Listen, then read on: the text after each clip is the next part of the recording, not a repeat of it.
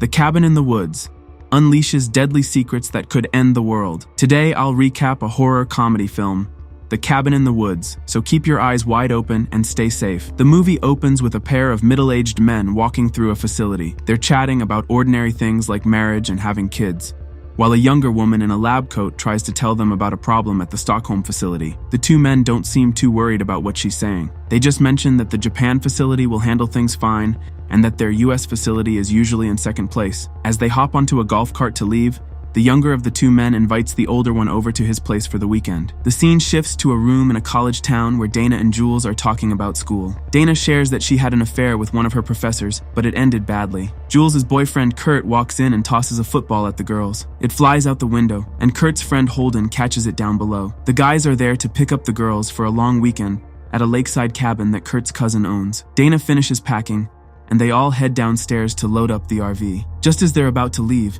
their friend Marty pulls up in his car, smoking from a giant bong that turns into a travel mug. We cut back to the video screens in the facility where the two middle-aged men, Sitterson and Hadley, are watching everything that's happening. It looks like they've been secretly drugging the kids in different ways, like using hair dye on Jules and messing with Marty's stash of stuff. They don't explain why they're doing this though. The group is getting close to the cabin when they stop for gas and directions. The gas station attendant Mordecai is old, grumpy, and seems a little crazy. He tells them they won't have trouble getting to the cabin, but it's getting back that they should worry about. The kids laugh at him, but he gets sarcastic and rude, even calling Jules a bad name. It almost leads to a fight, but in the end, they all get back in the RV and drive away. They have to go through a tunnel in the mountain to reach the cabin. As they drive through, a bird tries to fly across the ravine, but crashes into an invisible barrier. The bird is electrocuted and falls, most likely dead. Back at the facility, the phone rings and Hadley picks it up. It's Mordecai calling. He tells them that the college kids are on their way to the cabin and warns them about how the reveler almost messed things up. Mordecai gets upset when he realizes Hadley put him on speakerphone, so he hangs up while Hadley and Sitterson laugh. The group arrives at the cabin and starts unpacking. It's clear that they're still being watched by cameras set up by the people at the facility. Holden is in his bedroom getting ready to swim when he notices a strange, ugly painting on the wall. He takes it down and finds a window hidden behind it that leads into the next room where Dana is staying. Dana starts to take off her clothes, not knowing that the mirror in her room is showing everything to Holden. Holden quickly runs into Dana's room to warn her, and they decide to switch rooms. Now, Dana can see Holden, and it's obvious she likes what she sees. All the people at the facility have gathered to place bets on what kind of fate the group in the cabin will face. Hadley is really hoping for the merman to be chosen. A new agent named Truman is shocked by how the others are acting. Lynn, a more experienced agent, explains to him that she understands his surprise, but he shouldn't judge the others for their casual attitude. Truman still questions Hadley and Sitterson about what's happening, feeling that it's unfair, though everyone else seems to know how serious the situation really is. At the cabin, everyone gathers in the living room and starts drinking. Marty keeps smoking the pot he brought. They're all getting pretty drunk and start playing a game of truth or dare. Jules is dared to kiss a wolf head mounted on the wall. Then it's Dana's turn. She picks dare, but just as she's about to do it, the basement door suddenly swings open, scaring everyone. They dare her to go down into the basement. Dana agrees, and the rest of them follow. There's a ton of strange stuff down there. Dana picks up a diary, Kurt grabs a puzzle ball and tries to open it, and Jules finds a wedding dress and starts putting on the necklace that goes with it. Marty is looking at a conch shell, and Holden is staring at a jewelry box that opens to reveal a dancing ballerina. But then, all of a sudden, the people at the facility are silent, sitting on the edge of their seats, waiting for what will happen next. Dana says, "Hey guys, listen to this." Everyone puts down what they were looking at and walks over to her. She reads from the diary, which belonged to a young girl who was badly hurt by her father. At the end of the diary, there's something about how they will all return once someone reads some Latin words. Marty tells them not to read it, but just as he says this, he hears a voice telling Dana to read the words. No one else seems to hear it. Despite Marty's warning, Dana reads the Latin out loud. Suddenly, outside, the family from the diary rises from their graves, looking like zombies. At the facility, it turns out that the maintenance crew and the new intern won the bet with their choice of redneck zombies. Hadley is really disappointed because he won't get to see the merman. At the cabin, the kids head back to the living room. Jules and Kurt are acting very differently. Jules is dancing in front of the fire in a way that feels strange, and Kurt is being rude and insulting about his girlfriend. Marty notices this, but the others just brush off his concerns. Kurt and Jules decide to go for a walk. Thanks to some strange pheromone fog, they end up starting to kiss and get close in the woods, but suddenly the zombies show up. Jules is stabbed in the hand, but Kurt helps her escape. He gets stabbed in the shoulder, but he survives. Unfortunately, Jules is caught again and beheaded while Kurt watches. He manages to run back to the cabin to escape. As Jules dies, Hadley and Sitterson quietly say what sounds like a prayer. Hadley pulls a lever, and blood starts flowing into a stone tablet that has the outline of a female figure on it. It's the whore. The ground begins to shake. Marty hears a voice in his head and goes outside. He sees Kurt running toward him, fighting off a zombie. They both rush back inside and lock the door. Kurt tells everyone that Jules is dead. They all agree to barricade the house and stick together. But then, a voice from the facility tells them to split up, though only Marty hears it. He begs the others not to separate, but no one listens. Dana,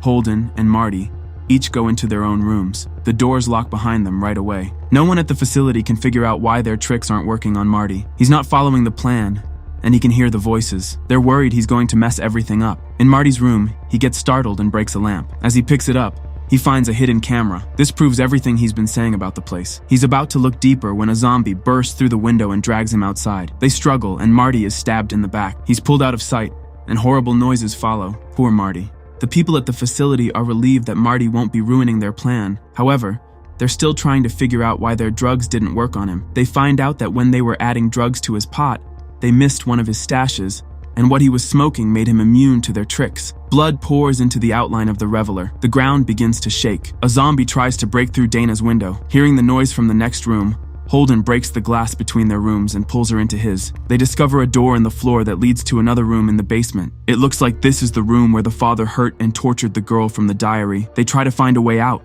but the door won't open. Just then, one of the zombies finds them and stabs Holden in the back. Dana fights back, stabbing the zombie again and again, just as Kurt opens the door from the other side. The three of them rush into the RV. The door slams shut, and outside a bloody handprint is left on the glass. As they head toward the tunnel, Hadley realizes that the demolition crew never set off the explosion that causes the tunnel to cave in and block their exit. The trio panics, desperately trying to escape. Meanwhile, Hadley and Sitterson are just as frantically trying to fix their mistake. The RV makes it halfway through the tunnel when it starts to collapse. They quickly reverse and manage to escape just in time. Kurt has a dirt bike in the back of the RV and decides to jump over the ravine to get help. Just like the bird, he crashes into the invisible barrier and dies. Blood pours into the outline of the jock. Dana and Holden see what happened to Kurt and realize that Marty was right all along. They head back toward the cabin, trying to figure out a way to escape. Holden is suddenly stabbed through the head, and blood fills the outline of the scholar. The RV crashes into the lake. It turns out there was a zombie in the RV. Donna fights off the zombie, climbs out through the overhead hatch, and swims to the surface. She makes it onto the pier, but the zombie comes out of the water and starts attacking her. Back at the facility, the staff are celebrating a successful night. It turns out that the Virgin doesn't have to die for the plan to work. This is a big deal because all the other sites, like Japan, Germany, etc., have failed to complete the ritual. They open a bottle of champagne and start celebrating. Then, the red phone rings. Hadley answers it. A tense conversation follows. Apparently, the rules weren't followed. One of the others is still alive. If Dana dies first, they will lose. Dana is still getting beaten up by the zombie dad. Out of nowhere, Marty shows up and hits the zombie with his giant bong until it falls into the water. He grabs Dana, and they run into the woods, with the zombies chasing them. Marty jumps into one of the graves the zombies came out of and starts digging. Dana is confused, not knowing what's happening. Suddenly, Marty opens a door, and they fall into a room just before the zombies can grab them. Marty tells Dana that everything was set up from the start. He found an access panel and started messing with the wires inside, which is why the tunnel never exploded like it was supposed to. Marty shows Dana an elevator and figures out that someone sent the zombies to attack them. Dana isn't sure about getting into the elevator, but they don't have any other choice. As the elevator moves, they look through the glass window and see many other elevators, each with different supernatural creatures connected to the strange items in the basement of the cabin. The sugar plum fairy, the puzzle ball, the doll faces, the killer bride, and more. Dana realizes the connection and figures out that the group chose their own deaths, meaning the zombies. Meanwhile, the observers are in a panic because Dana and Marty have made their way into the facility. They quickly make plans to kill Marty in order to keep the sacrificial deaths on track. They pinpoint the elevator number, and an armed guard is sent to stop them, ordered to kill both of them, with Marty first. However, the guard gets distracted when he sees a zombie corpse in the elevator, and Dana and Marty manage to kill him. They run down the hallway, but a female voice comes over the PA system,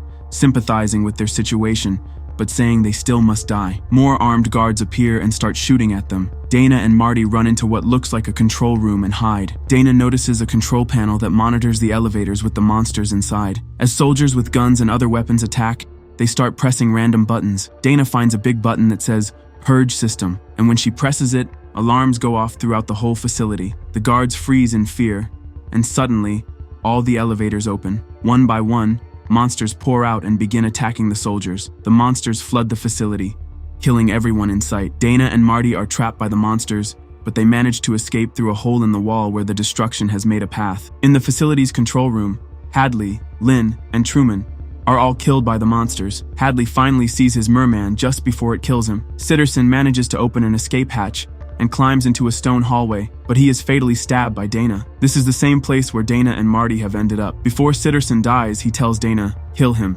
Dana feels scared and unsure, but Marty gives her a gun he took from a dead guard. Marty and Dana find themselves in a room filled with stone tablets, each with an outline of a person. Dana realizes there are 5 tablets, one for each of them: Dana, Marty, Holden, Kurt, and Jules. Everything that's happened to them has been part of a ritual sacrifice. The director, voiced by Sigourney Weaver, appears, and they recognize her voice from the PA system. She explains the facility's purpose and what's been going on. She says the ritual is older than anything known to mankind. Even she and her peers don't know everything about it. The ritual is done worldwide to appease the dark gods who once ruled the earth. She tells them that the monsters they've seen are nothing compared to these ancient beings, and both Dana and Marty realize they are standing over a pit leading to where the old gods are sleeping. The director explains that the ritual is designed to keep the dark gods asleep, and it must follow specific rules. There are 5 sacrificial victims: the whore, Jules, the scholar, the athlete, the fool, also called the reveler, and the virgin. The order of their deaths doesn't matter, as long as the whore is the first to die and the virgin is the last one alive. The director says it is up to the gods whether the virgin, Dana, lives. If the sacrifice isn't completed, the director warns that the old gods will wake up and destroy humanity. She says Marty must die to save the world. Marty, however, replies that if a violent ritual is needed to save mankind, maybe mankind isn't worth saving. Marty is hurt when Dana raises the gun to kill him. She is conflicted, but she doesn't want the world to end. Suddenly, a werewolf attacks Dana and mauls her badly. When Dana drops the gun, Marty grabs it and shoots the werewolf, causing it to run off, wounded. The director tries to kill Marty, but the zombie girl from the diary appears and kills the director instead. Marty kicks them both into the pit with the gods. Dana and Marty make peace and share a joint, thinking about the end of the world. The ground starts to shake and crack open. The cabin in the woods begins to shake. A huge hand bursts up through the cabin and slams down onto the ground in front of it. This is the first of the old gods rising to the surface. So, which awesome movie should we recap next? Drop your suggestions in the comments below and let's make it happen. Don't forget to smash that subscribe button so you never miss out on our movie recaps. We've got plenty more coming your way. Thanks for watching and see you next time. Produced by Warner Movie Recaps.